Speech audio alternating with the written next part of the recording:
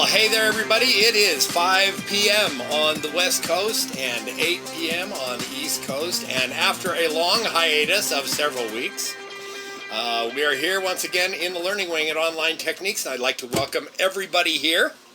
Thanks for showing up. I know what happens when you take a break off for a certain amount of time, and that is people put you on forget.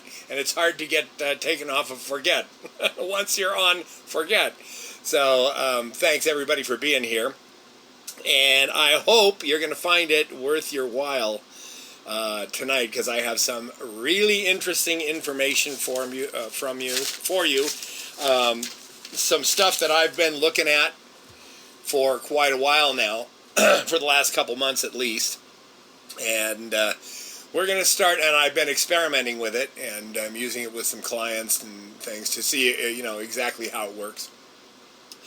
And we're going to be talking about that tonight. I do want to, number one, explain where I was.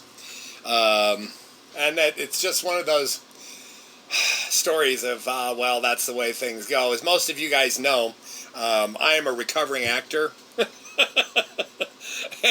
And, the fact of the matter is that I've gone back to it lately because, it's my passion. It's what I love to do.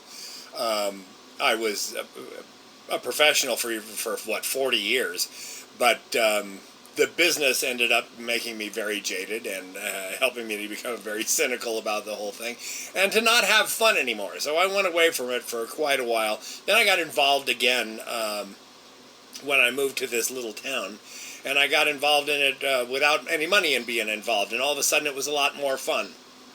But then even in small towns, probably especially in small towns, small town politics reared its ugly head, and it became unfun again. So I took another hiatus off of it. But I've recently gotten involved again.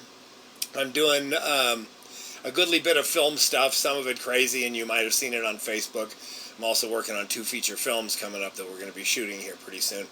But what I did was I was supposed to be directing and starring in a production of Waiting for Godot up here in Big Bear. So we worked on that until we got it 3 days from opening, and then the whole production fell apart. Actually, I canceled it, but because of the state of the production at that time and some other things that were going on, it wasn't any particular person's fault or anything like that. But that's where I've been. I've been off doing that stuff, and after the play did not come off, there was still 3 weeks I'd scheduled for hiatus, and I just wanted to stay that way. And I used that time to sort of investigate what I'm going to be talking to you about tonight. So I hope you'll think it's, time spent well. But anyway, that's where I was. I was off doing show business, kids. Sorry. I also want to update you on the niche blogging workshop. Now, a lot of you were here through all 10 sessions of that. We did 10 weeks of sessions on niche blogging. And those things are all in the can, and I'm working on editing them. They will become a product. They are not in the Learning Wing. They will become the sort of little brother of the Online Techniques blogging workshop. They are, it will be a membership site. It will be contain all the live videos that we did, plus some other non-live videos that I'm working on to augment that, and some written materials as well, worksheets and things like that you can help use to help yourself keep track of your niche blogging activities, and what state everything is in and for performance and things like that. And that will be completed over the next few weeks. I can't give you a time yet, but it was a really fun 10 weeks. It went really well, and I think people were, found it really useful, and a lot of information, a lot of light bulbs went off. So just even at that point, it was well worth doing. But we are turning it into something that you can actually get your hands on and, refer to again and again. That'll contain a lot more than just the live videos, but it's not going to be ready for a few weeks. But that's where we are with that. So, without further mishigas, let's go into what we're going to talk about tonight. Now, this has been a little while in the making because, like I say, I've been experimenting with it, and I've been working with it, and I've been experimenting on some of my clients with it. And this is a little thing called content curation.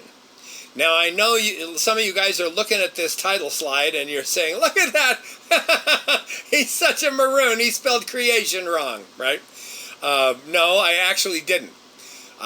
We're talking about something called content curation here, which is not the same thing. And we're going to talk about all about what it is and how it works. And I started out trying to do this in one night, and then I decided I didn't want to cram as much. I wanted to do two things. I need to explain to you what it is, how it works, why it works, and what things you need to consider, to decide whether or not it has a place in your business. And then I need to show you how to do it, how I do it. And when I got to realizing all that, I said, I could probably squeeze that into an hour, but it would probably end up being one of those sessions where it's an hour and 10 or hour and 15 minutes long by the time it's over, and then you've tried to get too much, and it goes by too fast, and people don't absorb, and it ends up being not fun just because you're trying to cram too much crud into too little time. So I decided not to do that. This is the first of two parts. We will finish it next week. It's not going to be another 10-week extravaganza.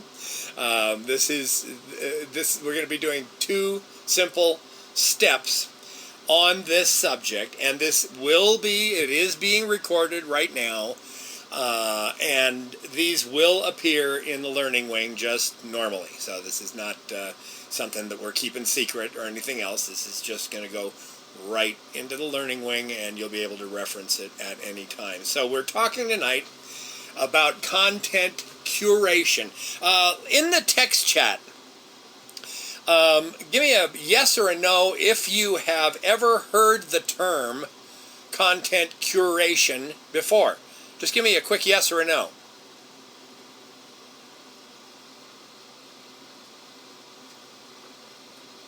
Okay, we got some no's, we got some yeses, we got some no's. Okay, we have more no's than yeses. You guys who answered yes, do you now I only want the guys who answered yes. Do you understand what it is? Give me a yes or a no in the text chat.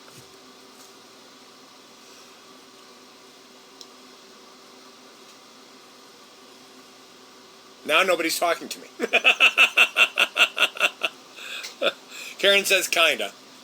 Okay, thank you for being honest about it. Okay. Randy just learned the term. Well, it is a fairly new term. It's being used a lot now because there's a whole bunch of talk about it, and there's a reason there's a whole bunch of talk about it. Okay, and Cal says yes or no. So what we've got here is something where people are starting to hear about it, but most people are not really filled in yet on what it is, if it could apply to them. How come this thing just popped out of nowhere? Boop, you work in SEO for years and years, you work on your blogs, you do all this stuff, and you're constantly bombarded with, like by guys like me with stuff about keyword density and all that kind of stuff, and not once do you hear this term until about 3 months ago. So what we're going to do is we've got three things on our agenda for tonight. Number one, what is curation? We're going to clear that all up. And then why is it the new big thing? Okay, why all of a sudden is everybody talking about this? Why, didn't we talk about this a year ago? How come, boop, all of a sudden everybody's saying curation, this new word, all right? And the third thing we're going to talk about is the things you have to consider when you're making a decision as to whether or not this can work for you.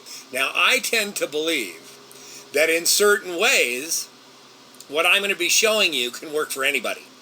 It can be a valuable adjunct to whatever you're doing. Now, maybe you don't have with the particular thing you do, maybe you don't end up having a website that is a quote-unquote curation website. Maybe you don't do that.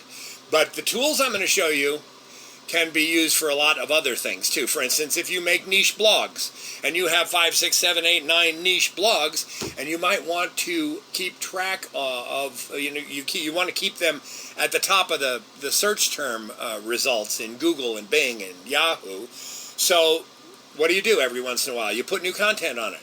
All right, this might be an easy way to do that, and you'll see why as we get into this. But these are the 3 things we're going to cover tonight. What is curation? Why is it the big new brouhaha thing all around, and can it work for me?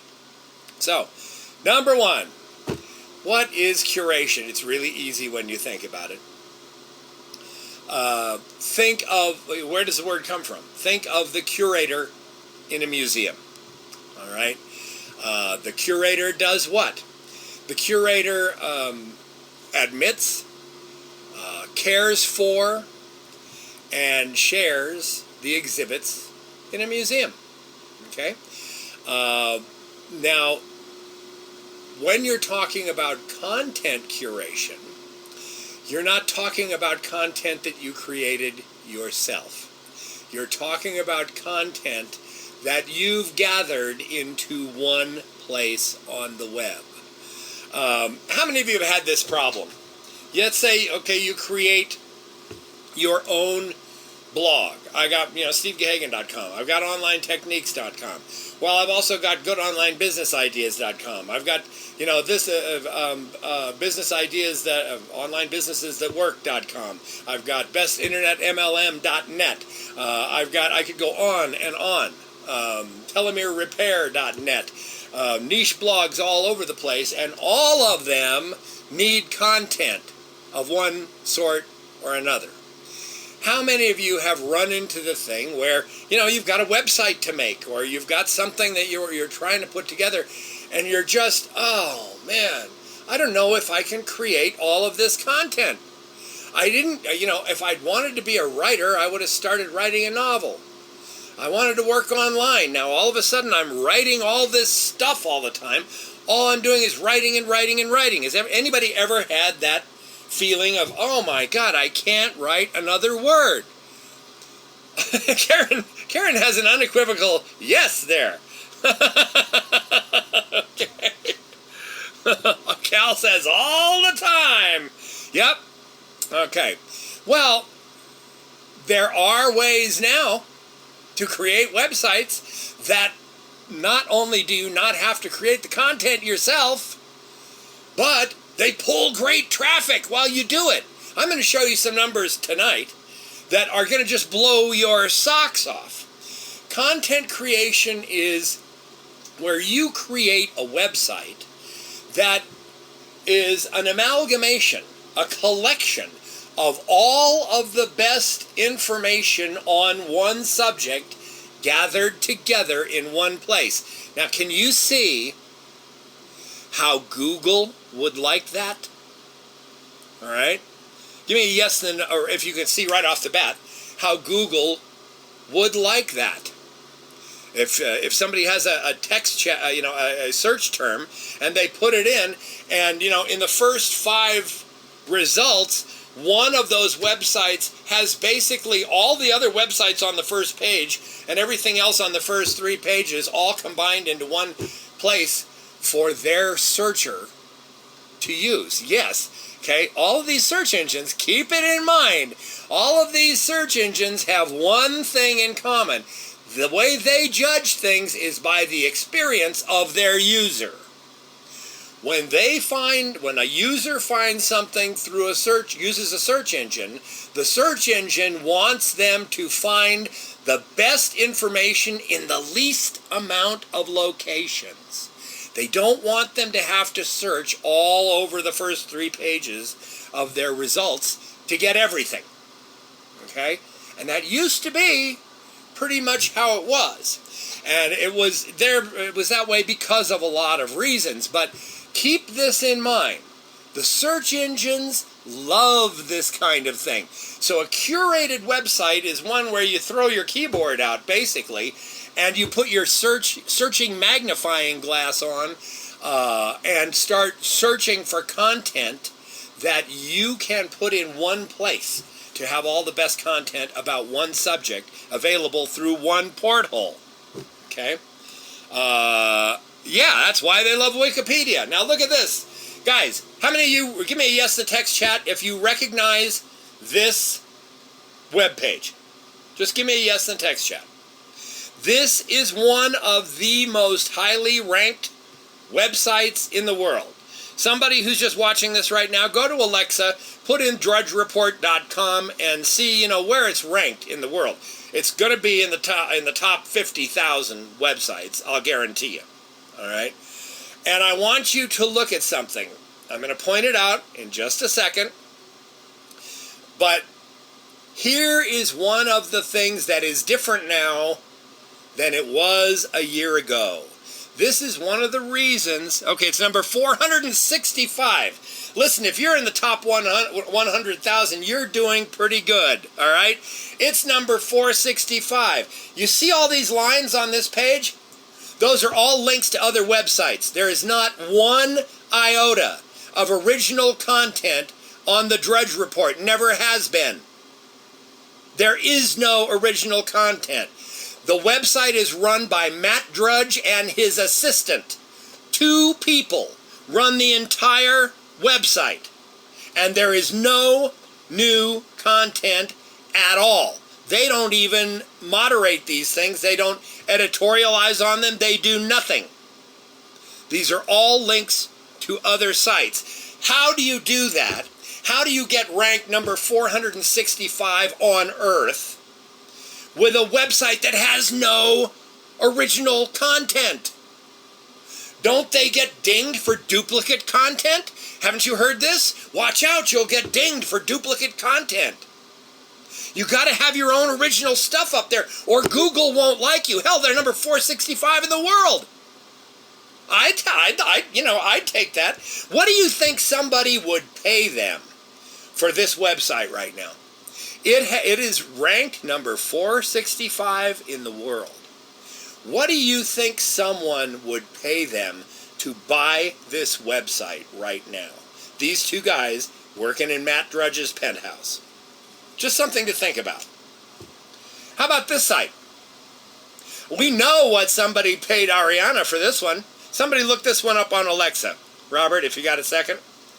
The Huffington Post. They paid her after having this site up for 4 years. They paid Ariana $400 million. AOL paid her $400 million for this website.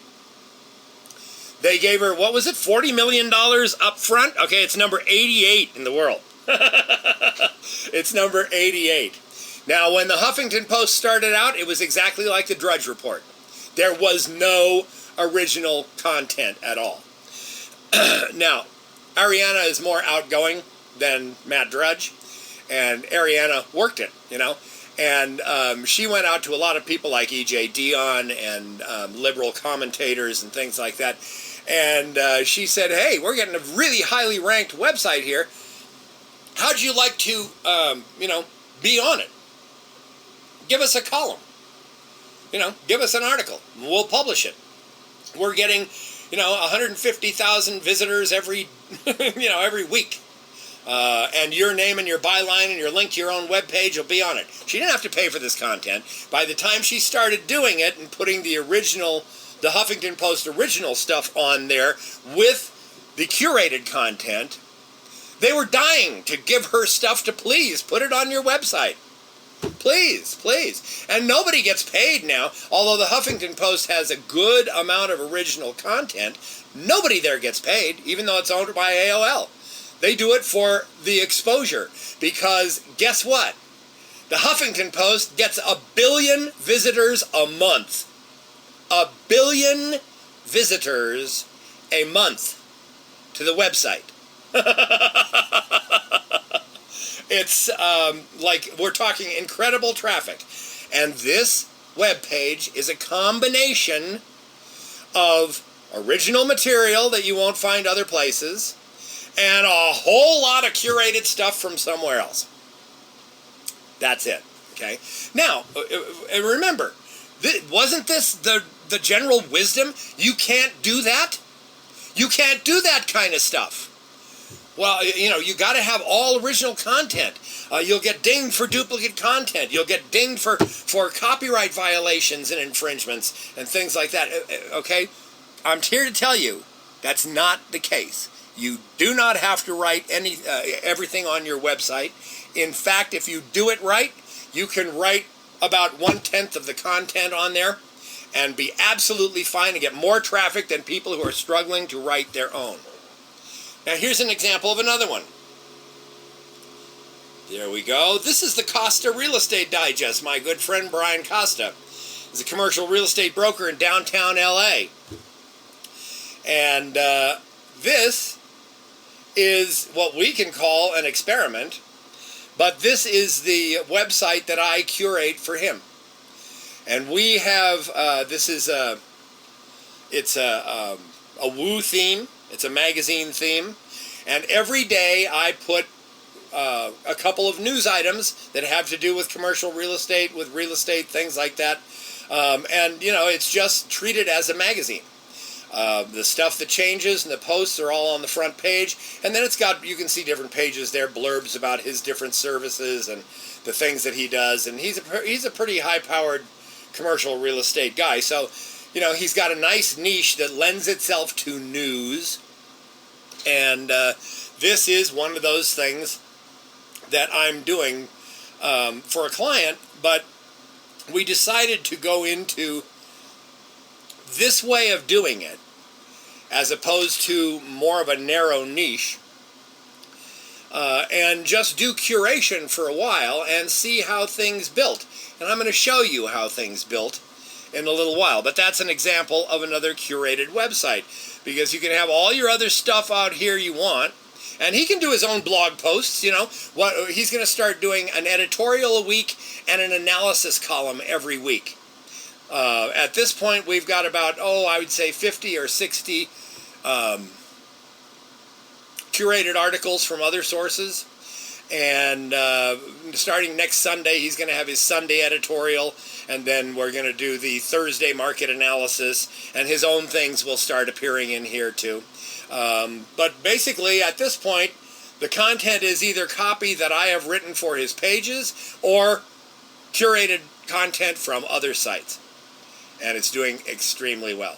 So these are just examples of what a curated site is. It's where you're rid of the burden of having to create 100% of everything yourself, and you search for relevant content from all over the place, online, offline, wherever you want to search, and then you organize it into categories, into subjects, whatever, that fit on your one portal website, basically, is what it is, and then you share all of that information in one spot. The Library of Congress is a nice curation site, basically, is what it is. And in effect, you become the searcher. Your readers don't have to search everywhere for everything. If you've got a liberal leaning political bent, you can go to the Huffington Post and you're going to find what you want to find there from everywhere that creates that kind of stuff all over the world. If you got the conservative conspiracy theorist thing going in your political bent, you can go to the Drudge Report and you'll find everything from all those kind of sources right there. So you become the searcher. And in doing that, you become an invaluable resource to your readers, and two things happen. They share the information about their site, your site, with like-minded friends through social media and personal contact, and they come back. They don't just visit your site once, they come back again and again and again. Curation is really, really sticky. Once you get somebody I've noticed it in the stats in Brian's back office, once you get somebody there once, if they have an interest in the subject, they come back in a couple days again. You can see it happening in the IP addresses logged in the stat press records all the time. So that's what it is. It's gathering content, the best content on a specific subject from all over the place and bringing it all together under one roof, which gets rid of the creation problem for you. But then, of course, it does create some other problems as to how to do it. But let's talk first about our number 2. So does anybody have any questions about what it is? Is that pretty clear? If you think of it as curating a museum, and the museums just change by keyword to keyword to keyword, then that's basically what you're doing, okay? All right, everybody's saying, yeah, it's pretty clear. Okay, so why now is this the big new thing? Why all of a sudden? And what about all these problems that we heard about? You know, of why you shouldn't do that. Duplicate content and stuff like this. Well, to get this all really clear, we need to talk about 2 things. We need to talk about Panda and Penguin.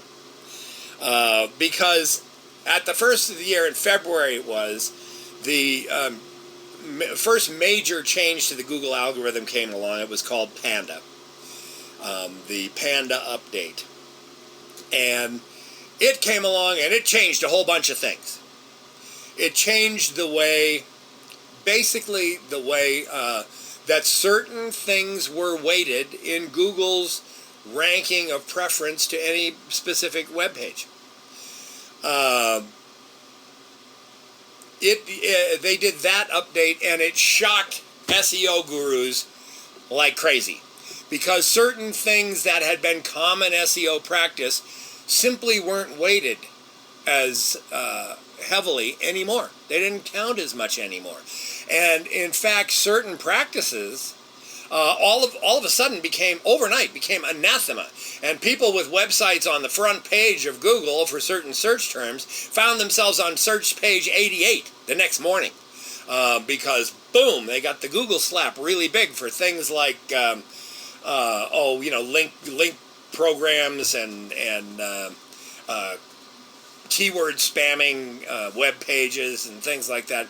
That all of a sudden just, boom, disappeared. We just went through the niche blogging workshop. And I did a little spiel in there about Panda and Penguin, because it used to be that a niche blog, most of them, almost all of them, were what I would term a thin affiliate site. That's a Google term, a thin affiliate site.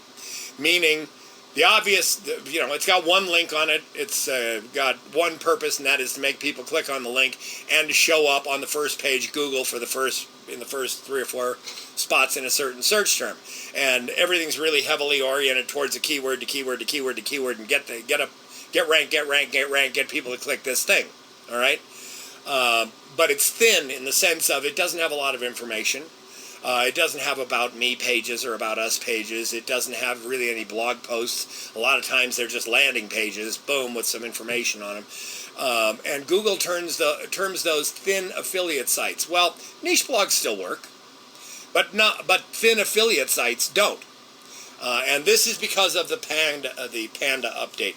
Now, a couple months later, they came out with an update to the update, which was the Penguin update. And by the time they did that, the SEO guys were getting so frustrated that this is what those 2 animals look like to most of the SEO gurus at that time, who was getting their butts kicked out there by this thing, because they couldn't figure it out. And they didn't understand what was going on. And what was going on was really something that was very simple. It just, Google likes to just sort of do things and then say, okay, here's how it's working. And they don't do much.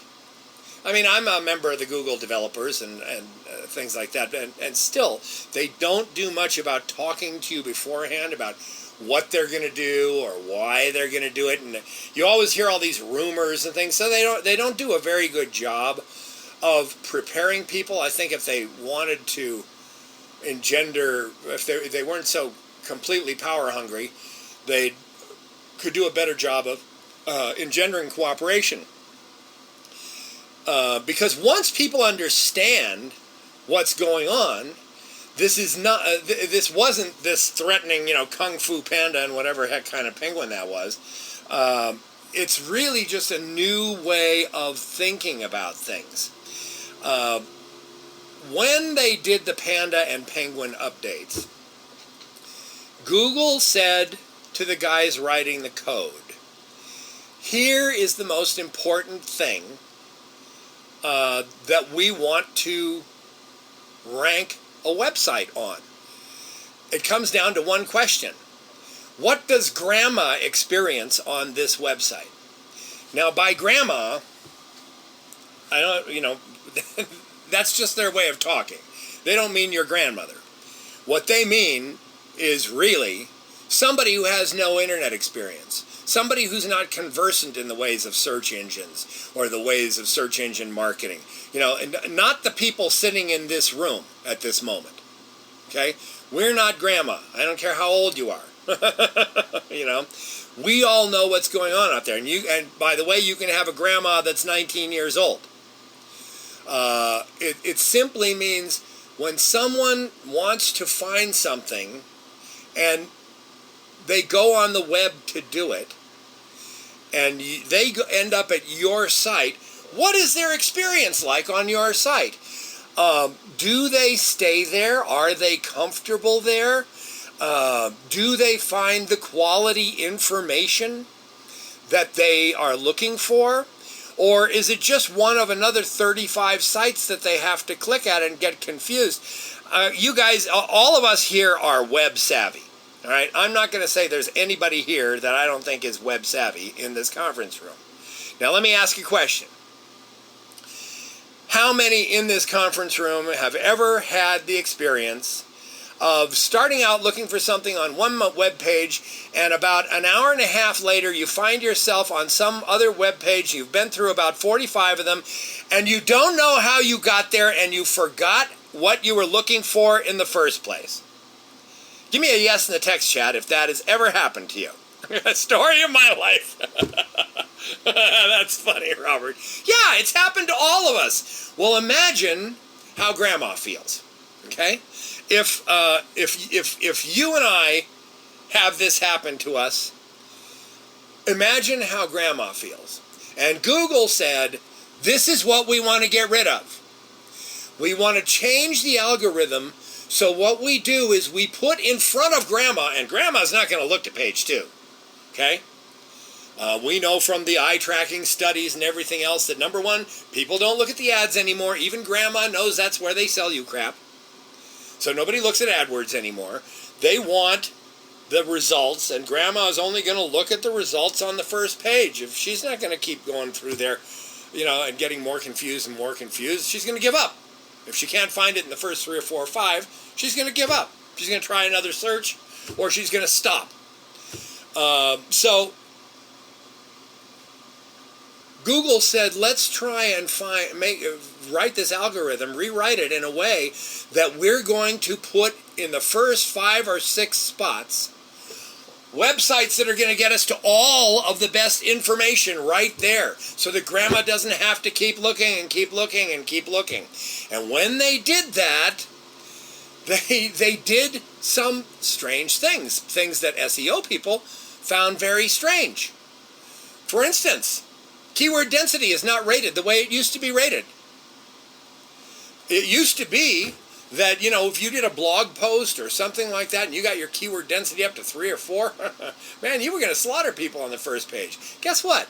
Now, if your keyword density on a web page is over 3, you're going to have a hard time finding the first page. Perfect keyword density for Google is now 2.75%. Okay? Because they de-weighted it. They said that's not as important. And when they did that, there were a whole bunch of, keyword spamming techniques that went right out the window. That just simply not only didn't work anymore, but harmed you. So, what usually happens for grandma on the web is she opens up the fire hydrant, and the thing blows right in her ear, and boom, she gets knocked off the web. Google doesn't want that to happen anymore. And they've really, really, really come close to succeeding with what they've done, because they've changed the way that things are ranked by the algorithm, by the search engines, in such a way that quality of content means more than number of keywords or if it appears anywhere else on the web, okay? Or things like, if you've got the keyword underlined, or, all that kind of stuff. The quality of the content. They are now looking at how long people stay on websites. And if your visits are 3 and 4 and 5 and 6 minutes, if you've got an average, if you've got a low bounce rate, and you've got people staying on your website for 4, 5, 6 minutes at a time, Google's going to rank you higher. Because people stay on your website. If they can count return visits and return visits and return visits with several days in between, they are looking at that now. He's coming back to this website. This IP address is coming back to this website. So all of this stuff now is being granted weight where it didn't have weight before. So that's what curation is all about, and Google absolutely loves this, and because it's giving them what they want, right? It's giving them. What's happening is you're getting better quality search results at the top of the search engine rankings. And people are returning to websites, and when they see that happening, Google likes it, and they move you up in the rankings. I have done some curated stuff where my curation has actually, for Brian's website, has actually appeared about 5 slots higher than the Los Angeles Times article that we curated. Literally. Here's the Los Angeles Times article that we took at the bottom of the page, and we're like 4 splices up. That's how much they like this kind of thing. So, if you look at SEO techniques up until the beginning of this year, things like keyword density, things like, all of this kind of stuff, this is the very stuff that I've been teaching for a long time. What is it? It is gaming the system. It is learning the system so that you can manipulate the system into putting your web page at the top of the search. It has nothing to do with getting better quality information on my website. It has to do with how I put that website together so that I can trick the Google machine into thinking mine's more relevant than somebody else's, and therefore putting it on top.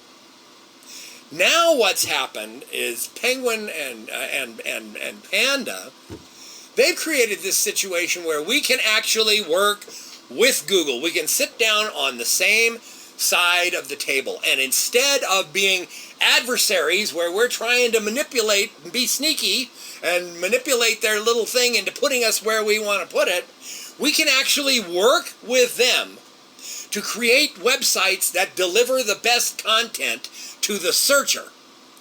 And that will get us our ranking. That's what they've done with the algorithm. And that's why this works now, where it didn't work before.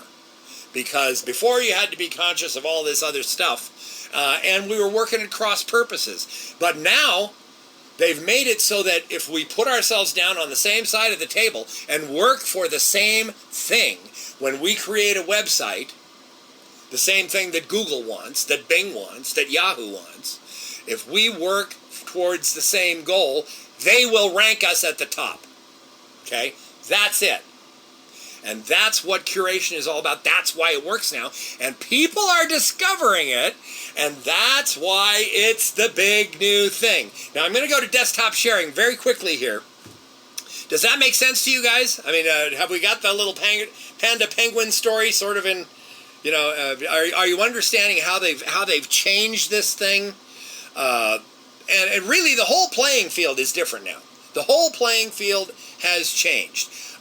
You can, in fact, I've already had the experience of doing perfect SEO on a website and having it be on page 1, move to page 2, and then I do some SEO things that should get it back on page 1, and the next day it's on page 5.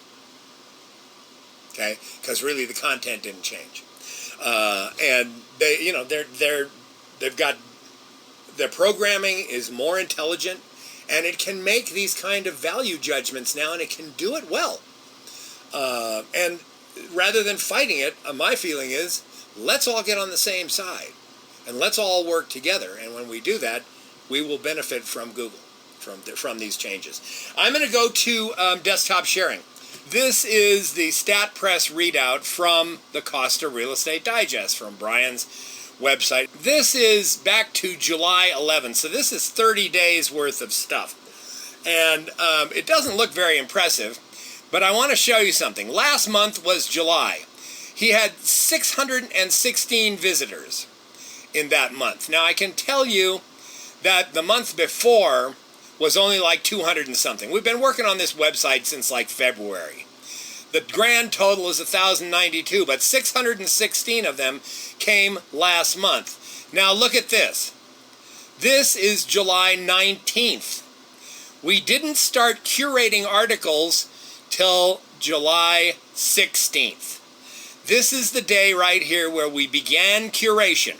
Now when I say we curate an article, we take that article we find an article and we put it on the website. Now we do not copy and paste it and actually put it on the website. We link to it. This is why people don't mind. You have to check the websites. Some websites, you know, if it's an Associated Press article, for instance, they will hunt you down and kill you because they want everybody. They're in the business of selling their articles to news outlets. So if you curate something that's been sold to somebody from the AP, they're going to come after you. But you know, if you go to if you got a Los Angeles Times article, a New York Times article, anything from any newspaper like that, and you're not taking it out of the website, but you are actually directing people to their website from yours through a link, saying, "Here, read it here, click." And you know, you always use a blank link so it opens in a new window, but and you use a no-follow link so you're not sending them your spiders. But if you do that, those outlets are not going to mind. They're going to like you sending traffic to their website. Okay? What happens in the meantime is that people who are looking, like in Brian's case, for real estate information, commercial real estate market information, are going to find all the articles relevant in the LA Times, in the Chicago Sun, in the New York Times, in the the Sacramento Bee, in the Orange County Register, in the Miami this, and the Texas Austin that, and they're going to find it all in one place. They're going to keep going back to Brian's site. Right? Does this make sense to you guys? Now, let me show you what happened. We started curating here, right here. Boom! Look what happened on the 4th day. I'm going to put my cursor there, and hopefully it'll read it for you. 217 visitors to his website in one day. Next day, 161 visitors. Next day, 170 visitors. Then 41 visitors. I don't know what happened. It's a Friday or a Saturday or something like that.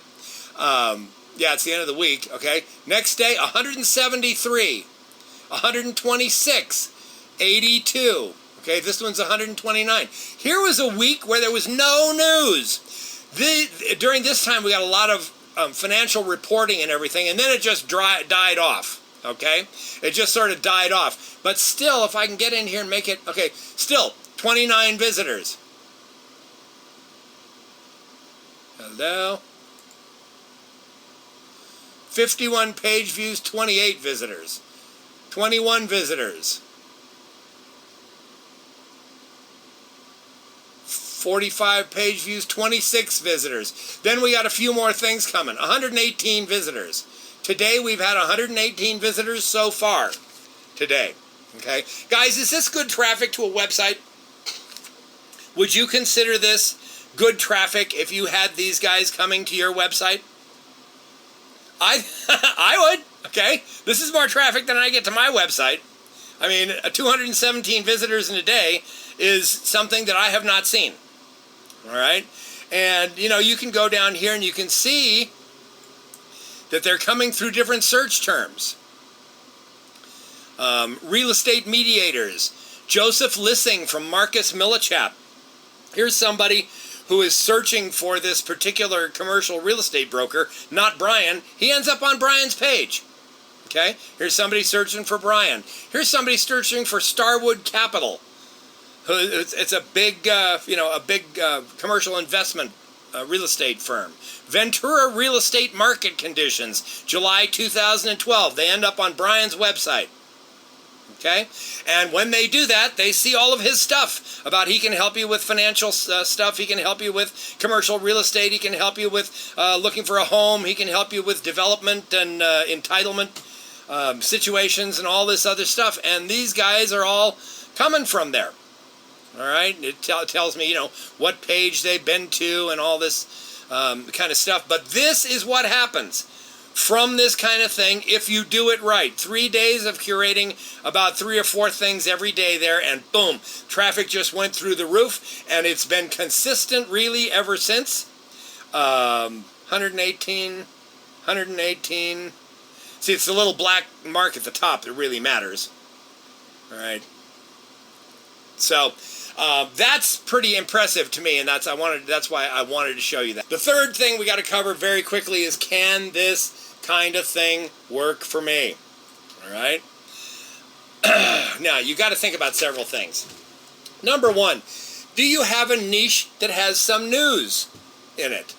Now, that doesn't necessarily mean you're going to have stuff from the New York Times, but is there enough stuff for you to curate? And from quality sources.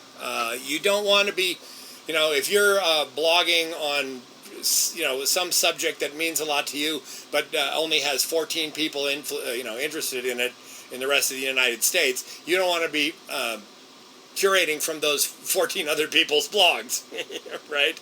You want to have something that's going on that's going to generate some news. Real estate, for instance, is a good one. You can run into problems with what Google considers to be questionable real estate. I'll tell you right now, a lot of us are in network marketing companies. This is not quite as easy when you go into creating a site, say, in the weight reduction niche, because Google doesn't like the niche. And Google doesn't like the niche because there's so many hucksters in it. There's so many fakes and frauds and everything else, and people have been, I'm involved in a network marketing company that has great weight loss products, that's not the point. The point is there are so many people in that niche who are full of crap that Google doesn't like it. And there's a lot of niches like that. The work-at-home niche is one of them. And so, if you're going to do something in a niche like that, it's going to take you more time. It's not going to happen in 3 days like that. But it will happen. You can still do this. If you do the, with the weight loss or the work at home or make money online or one of those kind of things, you need to make sure that you're only curating very high quality stuff. You'll find out there's a lot of blogs out there and you don't want to curate from them. Okay? You don't want to curate press releases and things like that. You want to curate good quality articles. You can curate easy articles. You can curate from there. Okay? You can't do it all the time. If you've got a very, very, very active site, you can do maybe 3 a month onto your website. But you do more than that, and easy articles won't like it anymore. So there's a few things to consider. Are you in danger of Google's duplicate content? Not if you do it the right way. You don't take the content and put it on your website, you link to it. If you take a photograph from the article and you put it on your website as part of your curation, you have the credits under it, and you make sure that you can use it. You make sure that you can do that, because in some cases you can't. All right. You need to make sure that you've got the correct license information, and you put the correct credit for the photo and things like that. So there are some things that you need to learn and how to do. Where do you find things to curate? You can find things all over the place. Online, offline, anywhere you want to, where people will allow you to do it. Now, the big question then becomes number 5, which is what Don was alluding to there. Can you do this quickly and easily? Yes. The answer is yes. And that ties into next week's thing, when I'm going to teach you how to do that. Because this can get very complicated. You can do it wrong. You can put the wrong stuff up there. You can, and you can spend hours and hours and hours and hours and hours trying to find out, something somewhere to curate and how to put it up correctly and things like that. But there are ways to do this easily and simply. Michael says, then your products would work well for them to clean that crap out.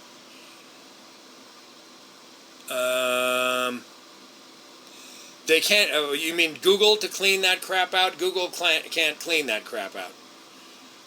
They let anybody advertise. It's the internet. But yeah, with the new way that Panda and Penguin have changed rankings, you're going to find that will happen. Hucksters and snake oil salesmen will have a much harder time ranking than people who gain reputations as being above board and having good products. That's very true. So next week, what are we going to do? Next week, we're going to continue this, but I'm going to show you a whole bunch of things. How to set up Google to search the web for items you can curate and do it for you. So that, bang, you just have them there whenever you want, no matter how many blogs you have, how many websites you might want to put content on. I'm going to show you a way you can just go to one interface and you can go just through all the keywords you have and find all the articles and all the newspaper articles and all the e-zine articles and everything else in one place that you could possibly curate on that site. And we'll have Google do all the searching for you. Then how to format your curations, so Google will like them.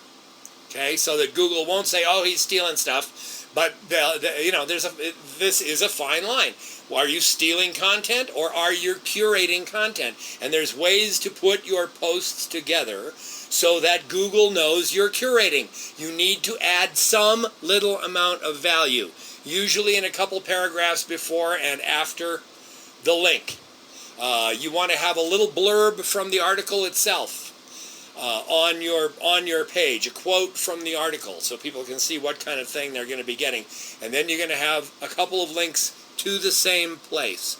And then you're going to have more information at the end that's your own, and you want to add value to what they're reading in the curation. All right? And Google can tell this stuff. So then we're going to talk about how to know what content you can curate and what content that you need to avoid, as far as pictures go, as far as articles, as far as newspaper articles and things like that. You can usually tell pretty easily when it's going to be okay and when it's not. And I'll give you some just real solid rules to don't go there, don't do this, and that one's okay, And then we're going to talk about how to curate multiple sites from one interface. This is all to do with this new software that I started using a little while ago. Now, if you're anxious and you don't want to wait to see it till next week, then you can go to that link that's right there, onlinetechniques.net/curator-pro. It's $37, guys. It's not a big deal. And it's wonderful software. Now, that page that this will take you to, it's still being developed. That page is from the Warrior Forum. And the Warrior Forum, the OTO, the one-time offer, is all completed now. So there's no, when I got in on this thing, it was like $8, but it's gone up to $37. That's the price. That's the price it's going to be in the ClickBank when it opens in ClickBank. Should be available in ClickBank in a couple weeks. But that just explains what you're going to see if you go to that page now. Because, in fact, it might be in ClickBank by next week. But that's, if you want to take a look at it now, then you can go do it there. It's great software. It's easy to use. It's being developed all the time, and you can use it in, there's a little upgrade that'll allow you to use it with any number of blogs, any number of keywords. I've got a whole bunch tied up in mine right now. But, you can, it's a one-time $37, James. And I think then there's an upgrade inside to get the multi-license, the developer's license, which is the one where you can do any number of websites in it. And, I think that's another $15 or something like that. I'm not sure. Because, like I said, it was different when I got it. So, anyway, what I'm going to do next week is I'm going to simply show you how to use the software. So, if you can get it between now and then, fool around with it, then it'll be next week will be even more informative for you. If not, just wait and check it out, because it's really, really cool. And as you can see from what happened with Brian's site, it's really, really powerful. I don't think there's anybody who could, would sneeze at having 200, 175, 200 visitors a day to their website. Brian, my friend Brian, is happier than a pig and you know what. Any questions, guys? Before we move on and have Janet come up, if Janet wants to talk real quick here. Any questions? Any truth to the need for more social media interaction on your blog post, Penguin? Yeah, there definitely is. Now, that's the other thing I was going to say, by the way. When I say we're curating posts on these things, I don't just put the posts up and ping them. Those posts are all also each individually sent out through my OnlyWire account to 43 different bookmarking sites, including the social networking sites.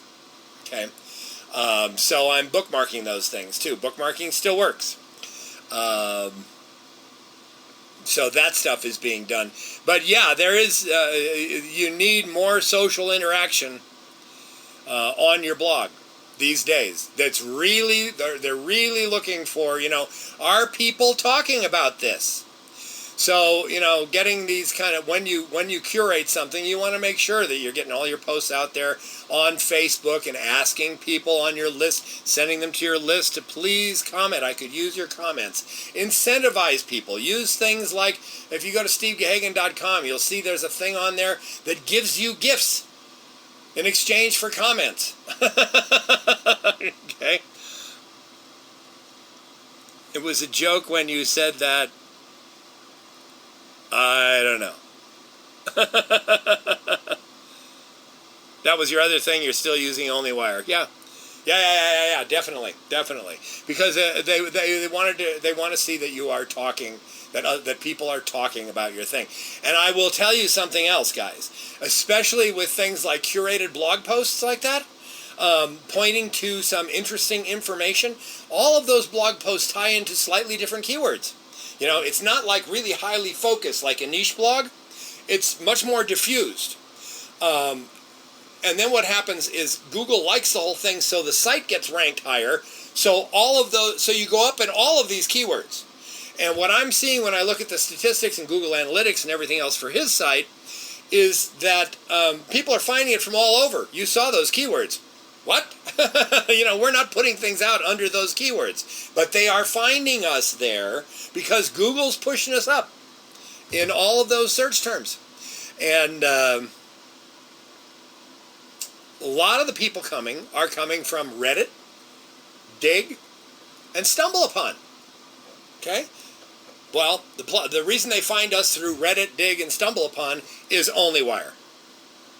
So that's because that's what's happening, is I'm distributing those posts through OnlyWire, and people are finding them then on Dig and StumbleUpon and those kind of places. So, yeah, definitely keep doing that.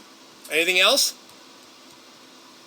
Okay, well, listen, we will continue this next week. But Saturday, where I always am every Saturday at 9 a.m. Pacific and noon Eastern Time, is at getlivetraining.com with Janet and Don Legere. Janet, you want to come up and talk about what we're doing on Saturday?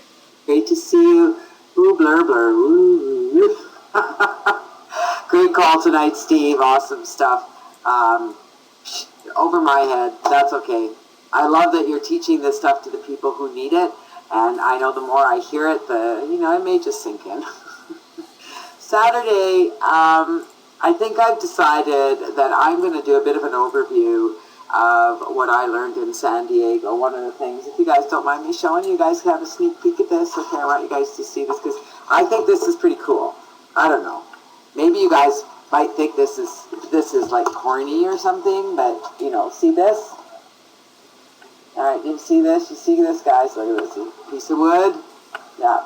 So it's actually in two pieces because I broke it with my hand. So I'm just warning you. Alright, I can be tough. I had a great time in San Diego, and I think what I'm going to be doing on Saturday is, as I said, a quick overview of what I learned.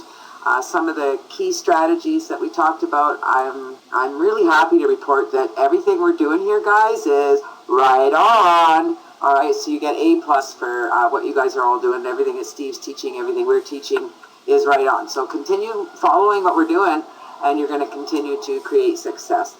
That's all I can say. So we'll see you there on Saturday. And I think Don's talking about Wednesday lunch, aren't you, Don? Don's talking about Wednesday lunch. Yeah, the rubber bands are gone now. So, if I hear you being negative, we're going to get the boards out. Don't need rubber bands anymore, what can I say? So Don's going to be talking about Wednesday lunch, and I'm going to do a review of what I learned in San Diego. I got to tell you guys, I went there with an open mind and had no idea what to expect and came away with more than a wealth of information. So yeah, poor Don, he's pretty happy right now. Anyways, thanks, Steve. Appreciate the few minutes there. And I invite you guys to come noon Eastern, Get Live Training. And Steve, we really need to get you a new picture, okay? Remind me, you need a new picture. All right, guys. Unfortunately, that's not a picture. That's my face. Oh, you mean on the slides, okay. All right, well, that's where I'm going to be on Saturday, and we're going to find out just, yes, on the slide, okay. I thought you meant on the video. She's looking at the video saying, we need to get you a new picture. All right, so that is Saturday, and next Thursday at this same bat time, same bat station, we'll be doing part 2 of content curation, and I will show you Instant Content Curator Pro, how to use it, how it works, and how to get some really great results from it. So that's it for now. You guys know where to find me. If you want to find me, you can always Skype me, phone me, email me, or just call your local police station. They usually know where I am. I have to report in. So other than that, have a great week, and I will see you online. Thanks for coming, and have a good night. Bye now.